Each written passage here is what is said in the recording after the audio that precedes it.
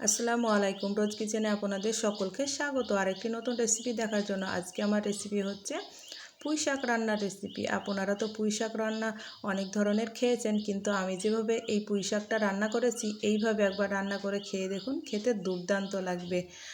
আশা করছি আমার এই রেসিপিটি আপনাদের খুবই ভালো লাগবে, আর ভালো লাগলে অবশ্যই একটি লাইক করে দিবেন। আসুন তাহলে দেখে নিন। আমি এখানটায় পুঁই শাক নিয়েছি, আর পুঁই শাকগুলোকে এইভাবে কেটে ধুয়ে পরিষ্কার করে নিয়েছি। আর নিয়েছি আমি শিম। আপনাদের হাতের কাছে যদি শিম থাকে তাহলে আপনারা শিমটা দিবেন, আর যদি না থাকে তাহলে আপনারা দিবেন না। আর নিয়েছি দুটি বেগুন কেটে এইভাবে, আর দুটি টমেটো কেটে নিয়েছি। সবগুলোই আমি ধুয়ে পরিষ্কার করে নিয়েছি। আপনারা তো পুঁই শাক রান্না অনেক রকম খেয়েছেন, ডাল দিয়ে খেয়েছেন, এমনিও খেয়েছেন, কিন্তু আমি যেভাবে এই পুঁইটা রান্না করেছি এইভাবে রান্না করে খেয়ে দেখুন, খেতে দুর্দান্ত লাগবে। দেখেন, আমি প্রথমে চুলায় কড়াই বসিয়ে দিয়েছি, দিয়ে আমি পুঁই শাকটা দিয়ে দিলাম, শিমগুলোও দিয়ে দিলাম, এবং বেগুন টমেটোটা দিয়ে দিলাম, আর একটি মিডিয়াম সাইজের পেঁয়াজ কেটে দিয়ে দিলাম, রসুন কেটে দিয়ে দিলাম। আমি দুটি চেরা কাঁচা লঙ্কা দিয়েছি, ঝালটা আপনাদের প্রয়োজন মতো দিয়ে নেবেন। আর আপনারা যে পরিমাণে রান্না করবেন সেই পরিমাণ অনুযায়ী সব কিছু দিয়ে নেবেন।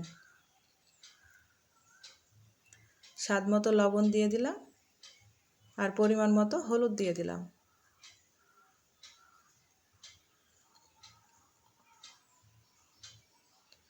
আর আমি এক মুঠো মটরের ডাল দিয়ে দেব। দেখেন, অল্প পানি দিয়ে দিলাম, এক মুঠো আমি মটরের ডাল দিয়ে দিলাম। আপনাদের হাতের কাছে মটরের ডাল যদি না থাকে তাহলে আপনারা ছোলার ডাল বা অন্য কিছুর ডালও দিয়ে দিতে পারেন, তাতেও খেতে ভালো লাগবে।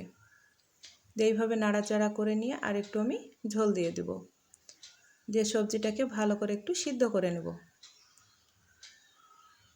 আপনারা কম মশলায় এবং কম সময়ের মধ্যে এই রান্নাটি একবার বাড়িতে বানিয়ে খেয়ে দেখুন, খেতে দুর্দান্ত লাগবে।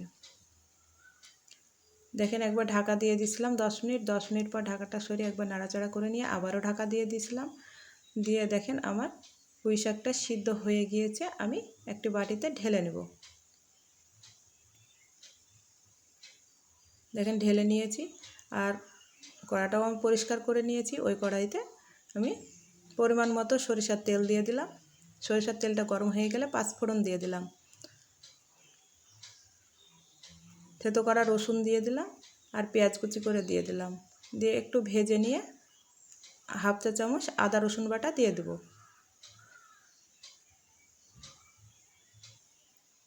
দেখেন, আদা রসুন বাটাটা দিয়ে দিলাম, একটু নাড়াচাড়া করে নেব যাতে আদা রসুনের কাঁচা গন্ধটা চলে যায়। আপনারা তো সকলেই রান্না করতে জানেন। 1 টেবিল চামচ জিরা বাটা দিয়ে দিলাম, আর খুবই কম মশলাতে এই রান্নাটি করে নিই।